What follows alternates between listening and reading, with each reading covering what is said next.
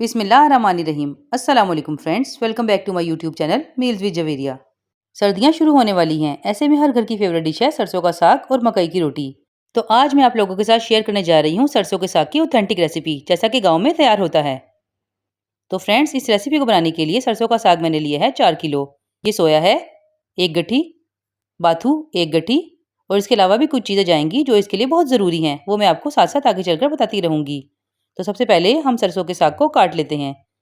और ये देखिए, ये मेरी वालदा सरसों के साग की डंडियाँ छील रही हैं। अगर आप इस तरीके से डंडियाँ छील कर बनाएंगे तो साग बहुत अच्छा बनेगा और इसमें वो बाल बाल नहीं आएंगे जैसा कि नॉर्मली लोगों के आते हैं, क्योंकि साग की डंडियाँ बहुत मोटी होती हैं।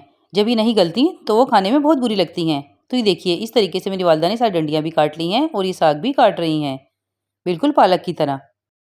नेक्स्ट इसमें जाएगी पालक। पालक भी मैंने ली है तकरीबन 1 पाव के करीब, वो भी इसमें काट लेंगे। और साथ ही ये सोया, ये भी 1 गट्ठी इसमें कटेगी। और ये है प्याजी, ये भी ली है 1 गट्ठी। ये भी साग का बहुत इंपॉर्टेंट इंग्रेडिएंट है। ये देखिए, इसको भी इस तरीके से आपने काट लेना है और साग में मिक्स कर लेना है। हरी मिर्चें इसमें जाएंगी तकरीबन 1.5 पाव के करीब, तकरीबन 30 से 40 हरी मिर्चें हैं।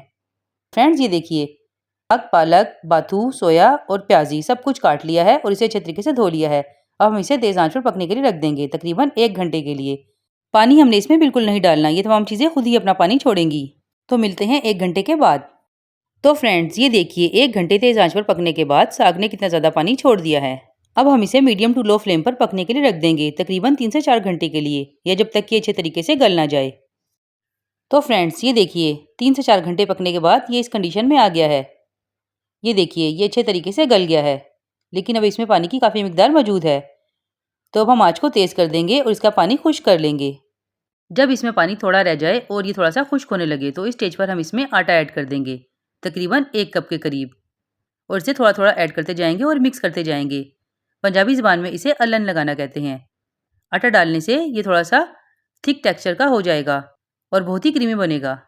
तो फ्रेंड्स, ये देखिए, अलन लगाने के बाद ये टेक्सचर में कुछ इस तरह का हो गया है। ये देखिए, अब ये घोटने के लिए बिल्कुल तैयार है, लेकिन हम इसे घोटने से नहीं घोटेंगे, लगाएंगे हम अपना देसी जुगाड़, यानी कि हम इसे ग्राइंडर में ग्राइंड कर लेंगे। घोटना यूज़ करने से टाइम बहुत ज़्यादा लगता है और ग्राइंडर में ये बिल्कुल वैसा ही बनता है और बहुत जल्दी बनकर तैयार हो जाता है।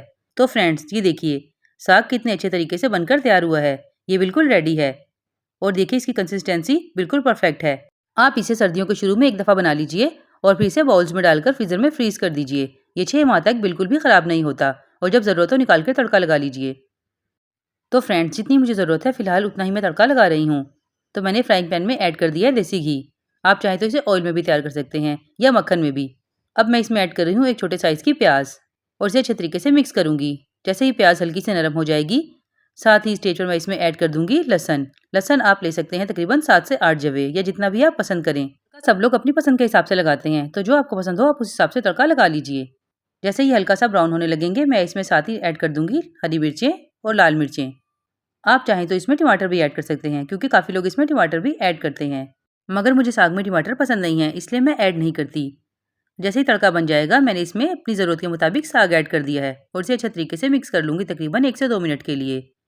तो जब भी आपने साग खाना हो, इसी तरीके से ताज़ा तड़का लगाइए और साग का मज़ा उठाइए। तो फ्रेंड्स, ये देखिए, साग हमारा बनकर रेडी हो गया है और मैंने इसके ऊपर रखा है थोड़ा सा मक्खन, इससे इसका फ्लेवर बहुत बढ़ जाता है। और मैं इसे खा रही हूँ मकई की रोटी के साथ। आप चाहें तो इसे पराठे के साथ भी खा सकते हैं, लेकिन मकई की रोटी के साथ इसका बहुत बेहतरीन जोड़ बनता है। मकई की रोटी पकाना थोड़ा सा ट्रिकी है, इसकी रेसिपी भी मैं बहुत जल्द आप लोगों के साथ शेयर कर दूंगी। फिलहाल साग की रेसिपी आप लोगों को कैसी लगी मुझे कमेंट में ज़रूर बताइएगा। तो फ्रेंड्स, आज के लिए बस इतना ही। नेक्स्ट रेसिपी तक के लिए अपना बहुत ख्याल रखिएगा, दुआ में याद रखिएगा। अल्लाह हाफिज़।